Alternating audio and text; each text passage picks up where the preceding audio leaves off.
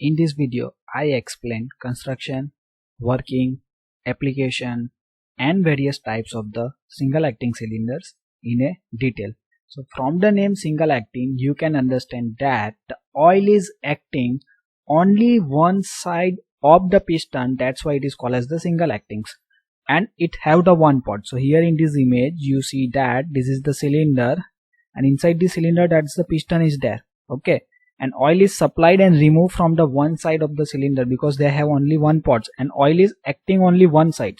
Okay, means on this side only the oil is supplied and removed. That's why it is called as the single acting cylinders. It is used to obtain the linear moment. So in a classification we study that there is a two type of the actuator, linear actuators and rotating actuators. So in a linear, that is a various types of the cylinder is that. Okay, so single acting is the give us the linear moment. The cylinder is not rotating, it is stationary. Okay, so in a single acting cylinder, the cylinder is the stationary, it is not rotated. It has only one port through which the working fluid is admitted into in or move the piston in a one direction. Means this single acting cylinder have only one pot. From this one pot the oil is supplied it inside the cylinder, and when the piston is retract, at that time is oil is also removed from this one pot. So this means supply and removal of the oil is takes place only from this one pot. Piston will return or come back due to the spring force or a gravity. So we know that when we supplied the pressurized oil from the one side only, then how it's come return to its original position. So they are come to original positions by the spring force or a gravity. Means the single acting cylinder have a two type, that is a spring force type or a gravity types. Okay, so in a spring force and the gravity another two type is there. So I will explain these two types in later on. First we understand the construction and working of the single acting cylinders. So for operating these single acting cylinders, we have required the 3x2 DCV. DCV means directional control valve is used to operate the single acting cylinders. So here you see it is the diagram of the single acting cylinders. So first we understand the construction on that. Okay, and this is the simply diagram of the single acting cylinder. So this diagram is complicated and it's take more time to draw in examination. So you can also draw this diagram, so you can easily draw it in a very less times. It has the two end cover. One end cover is called as the cap end cover and another is the rod end cover. Okay, so first we see what is the cylinders. Okay, so here you see this surface is called as the cylinder. Okay, and when we see it's from the side view, it's look like as the circular, means it have the cylindrical shape. That's why its name is given the cylinder. So in this image, this surface is the cylinders. Okay, and we need to close both the end of the cylinder. Okay, so these two end of the cylinder is closed by using the end cover. Okay, so we know that the upper part of the cylinder is called as the head. Okay, and for closing this head we need to the cap end. Okay, so generally we wearing the cap on our head. Okay, the same way the head of the cylinder, so this is the head of the cylinder, so it is closed by using the cap end. Okay, and the another end is called as the rod end because on that side the rod is there. Okay, so here you see in this second diagram, here piston is there. Okay, and only one side of the piston the rod is there, so this end is called as the rod end. Okay, so this opening of the cylinder is closed by using the rod end, so which covers the cylinder from both ends and are held together by the tie rods. Means cylinder is open from the both side and these both sides are closed by using the two different end. The head end is covered by the cap end. Okay, so head is covered by cap end, that means it's called as the cap end, and the rod side is covered by using the rod end, and these two ends are together by using the tie rods. So in this diagram you are not able to see the tie rods. Okay, but tie rod is on the outside of the cylinders. Okay, so here you see this is the one single acting cylinders. Okay, so here you see this is a 4 bolt is provided for the tightings, and this is the one end. Okay, this is the cap end and this is the rod end. So here you see this is the rod, and this part is connected for the operating the various types of the machines. Okay, so they are connected outside. So here you see that is a 4 tie rod is there. Okay, So this part, outer part, is called as the tie rod. This is a one tie rod, this second, third and fourth one is on this side. O-ring is provided between the end cover and the cylinder interference so as to ensure the no leakage of the fluids. Okay, so here it is a one type of the closing, okay, by using the bolt joints. Okay, so that is the chances of the leakage. So avoiding the leakage, we need to use the O-ring that is made from the rubbers or the different types of the gasket material. So we are avoid the leakaging of the oil or the leakage of the oils. Cap end is having the inlet port for the working fluids and the rod end is having the vent hole. So here you see this, on the cap end we provide the inlet ports. So same way in second image you see this, here the pressure port is mentioned. Why its name is pressure port? Because pressurized oil is supplied. And on the rod end, so here you see this is the rod end. On the rod end the vent is provided. This vent is provided for the circulation of the air. So sometimes air is supplied and removed depending on the extensions and the retractions. Suppose the vent is not provided, then what happens? That is a vacuum is created here and we require a larger force for the extensions and retractions. A spring is provided at the rod side of the cylinder for the return stock. The rod end is having the bush inside which the piston rod is slides. So first statement is the spring is provided at the rod side of the cylinder for the return stocks. So we know that when we supply the pressurized oil from these pressure pots, this piston is moved from the left to right, means it is called extensions. Okay, but how it's come in a original positions? So for their coming in this original position, we use the spring. Okay, that's it is why it is called it is. We use the spring, that's why it's called as the spring return types. And another type is the gravity that we discuss later on. And this rod is slides inside this rod end. Okay, so we need to provide here one bush. Okay, if we don't provide the bush, then what happen? When the piston is sliding, they are due to wear and tear of this rod end. Okay, and that due to the wear and tear, the size of this hole on the rod end is increased, then we need to completely remove this rod end. Okay, so avoiding this completely removals, we use the bush. So due to the wear and tear, the space between the rod and the bush is increased, thus we need to replace the bush. Okay, that why the cost is reduced.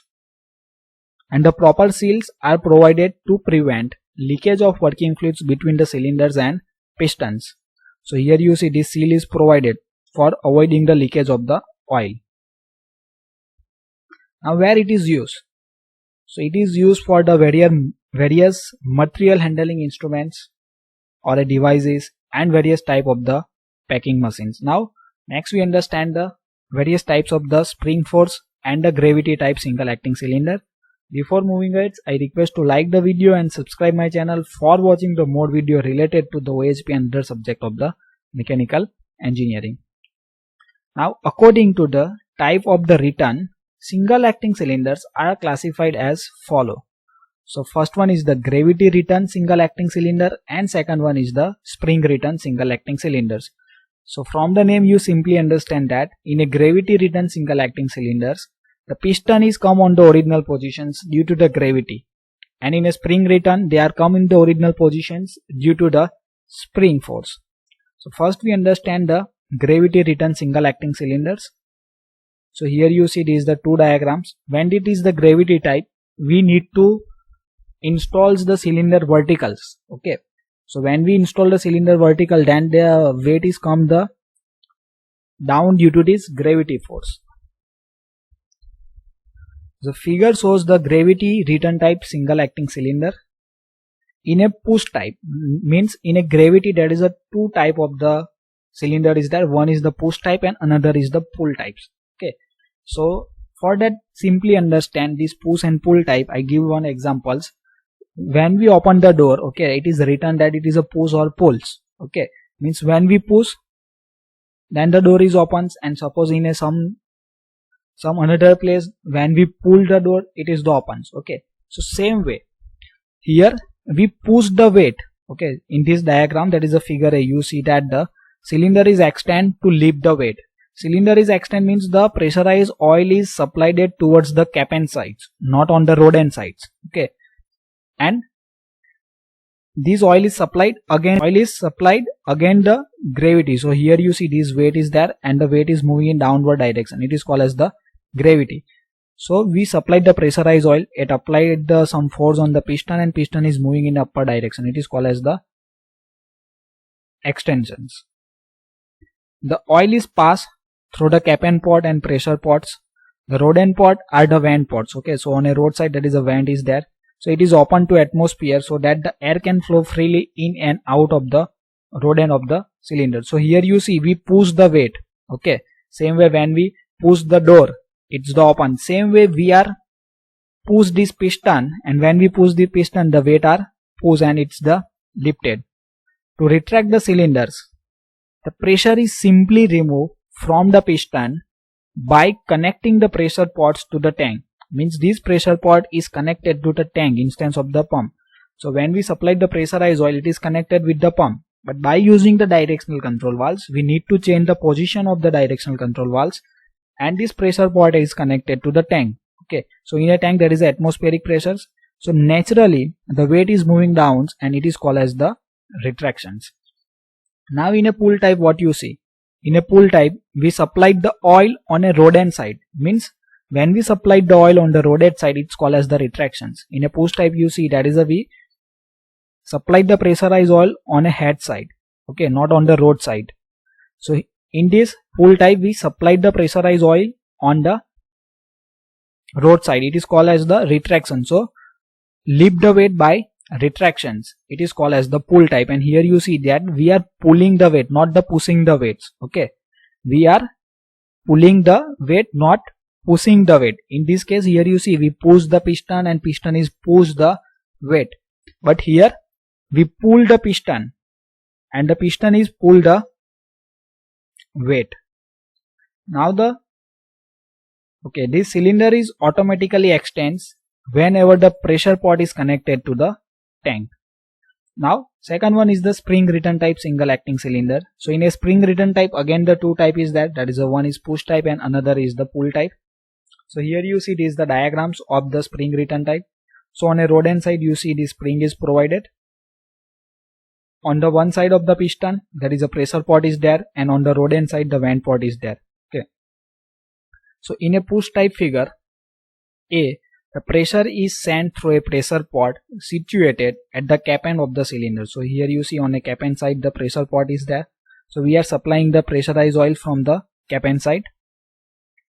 When the pressure is released, the spring is automatically returned to the cylinder to fully retract positions, and the vent pot is open to atmosphere so that air can flow freely in and out of the rod end of the cylinder. Means when we supplied the oil from this pressure pot, it applies some force on the piston and piston is moving left to right. It is called as the extensions. At that time this spring is pushed. Okay, and this vent pot is the open to atmosphere, so air is removed from this vent pot. Now when we connect this pressure pot to the tank, the pressure is released on this cap end side of the piston, and due to spring force the piston is start to move right to left. It is called as the retractions.